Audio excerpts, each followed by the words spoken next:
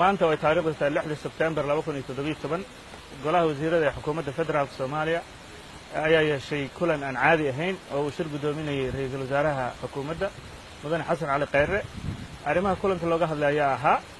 arrimaha amniga qaranka iyo dhacdadii sarkaalka jabhadda hubeysan ee ONLF golaha ayaa ugu horreyn warbixin ka dhageystay hay'adaha amniga ee la xiriira xaaladda amni ee dalka guud ahaan gaar ahaan dhacdadii sarkaalka jabhadda hubeysan ee ONLF waxayna sheegeen inuu abaabulayay falal lid ku ah amniga dalka oo in muddo ah ka dhex waday dalka gudihiisa xiriirna ula lahaa kooxaha argixisada ee al-shabaab warbixinta amniga qaranka kadib ayaa ra'iisul wasaaruhu wuxuu ka codsaday golaha wasiiradu inay ka doodaan falanqeeyaan eegaana dhanka siyaasadda iyo dhanka sharciga guud ahaan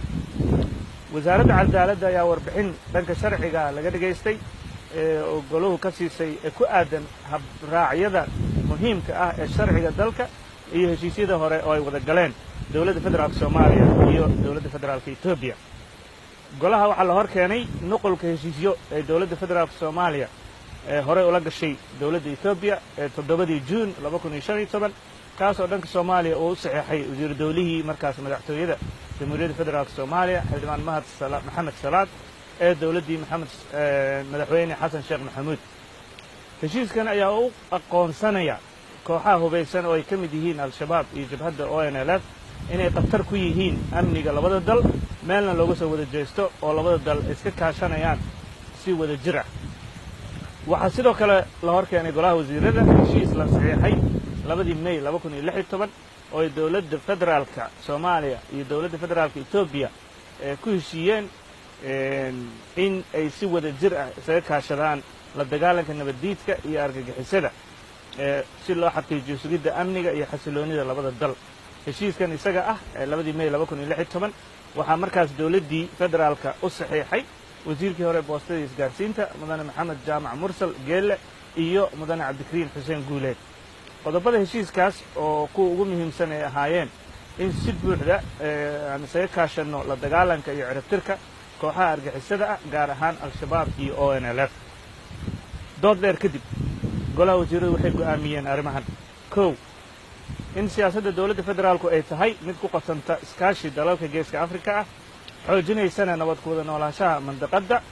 xoojinta dhaqaalaha iskaashiga iyo amniga isla markaasna aan jamhuuriyadda federaalka Soomaaliya loo ogolayn in jabhado hubeysan ama kooxo argagixiso ah ay gabaad ka dhigtaan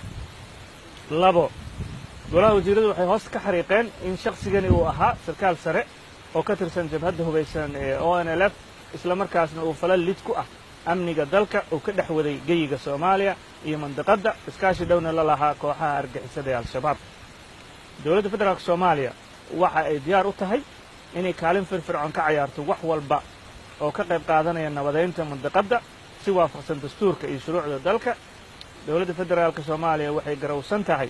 doorka ciidamada wadamada dariska ah ee Djibouti, Kenya, Ethiopia, Burundi iyo Uganda ay si hagar la'aan ah uga garab dagaalamayaan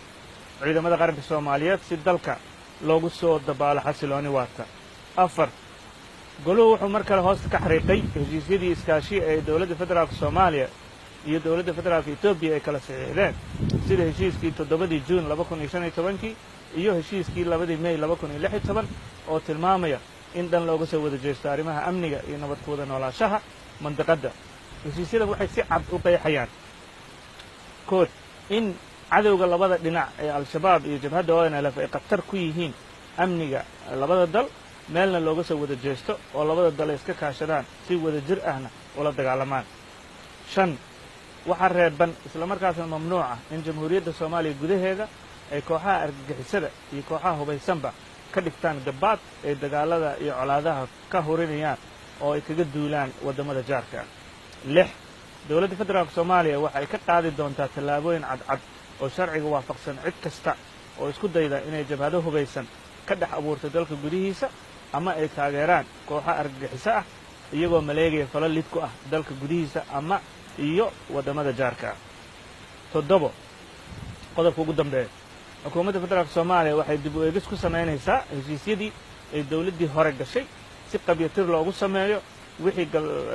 daloolooyin ah ee ka jira haddii ay jiraan loona waafajiyo habraaca sharciga ee dalka dhammaad aad iyo aad u mahadsantihiin